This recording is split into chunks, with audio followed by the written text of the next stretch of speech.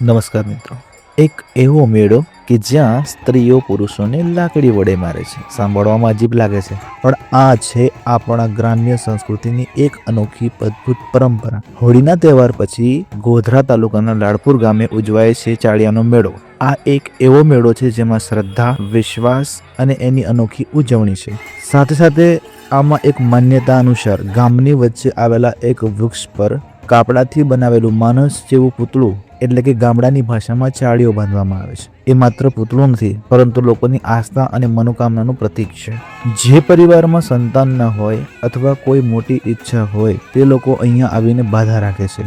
લોકોને એવી ગાઢ માન્યતા છે કે અહીંયા સાચા દિલથી બાધા રાખવામાં આવે તો ઈશ્વરની કૃપાથી સંતાન સુખ મળે, ઘરમાં ખુશીઓ આવે અને ઘણી બધી મનોકામના પૂર્ણ થાય. અને જ્યારે કોઈની ઈચ્છા પૂર્ણ થાય ત્યારે એ પરિવાર ખૂબ જ આનંદ સાથે ઢોલ નગારા અને શરણાઈ સાથે ગામના લોકો ભેગા થાય છે, નાચગાન થાય, આખું ગામ મેળાના રંગોમાં રંગાઈ જાય. પછી આ મેળાનું રોમાંચક અને સાહસિક ક્ષણ ગામના બહાદુર યુવાનો દ્વારા વૃક્ષ પર બાંધેલા આ કપડાના પૂતળાને ઉતારવા માટે આગળ વધે. આ કામ એટલું સહેલું નથી, કારણ કે જે યુવાનો ચાળીઓ ઉતારવાનો પ્રયત્ન કરે છે ત્યારે ગામની સ્ત્રીઓ લાકડીઓ લઈને દોડી આવે છે. સ્ત્રીઓ પ્રતિકાત્મક રીતે યુવાનોને લાકડીઓ વડે મારે છે અને યુવાનો મારથી બચતા હોય તેઓ ઉતારવાનો પ્રયાસ કરે છે. આ દ્રશ્ય એટલું ઉત્સાહભર્યું લાગે છે કે આખું ગામ હર્ષો ઉલ્લાસથી ગુંજી ઉઠે છે. હાસ્ય, મજા, પરંપરા, લોક સંસ્કૃતિ એનું એક અદ્ભુત દ્રશ્ય અહીંયા બની જાય છે.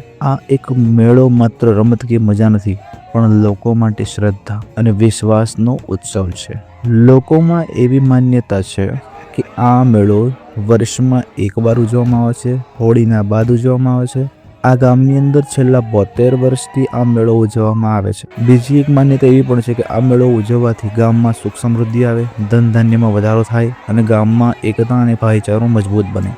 આ મેળો એ ભારતીય ભાતીગળ સંસ્કૃતિને જીવંત રાખે છે અને નવી પેઢીને પરંપરાની ઓળખ કરાવે છે. સાથે સાથે આ મેળાની આસપાસ ના લોકો માટે રોજગારીની તકો પણ ઊભી કરે છે.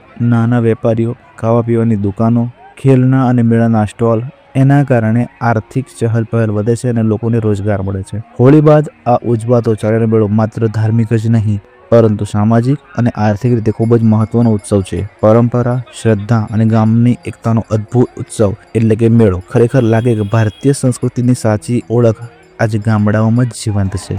શું તમારા વિસ્તારમાં પણ આવો અનોખો મેળો ભરાય છે? તમે કોઈ આવા મેળામાં ગયા છો? કોમેન્ટમાં જરૂર લખજો. અને જો આવી અનોખી પરંપરાઓ વિશે જાણવા ગમે તો આ વિડીયોને લાઈક કરશો, શેર કરશો અને હા, ફોલો કરવાનું તો ભૂલતા જ નહીં. Thank you.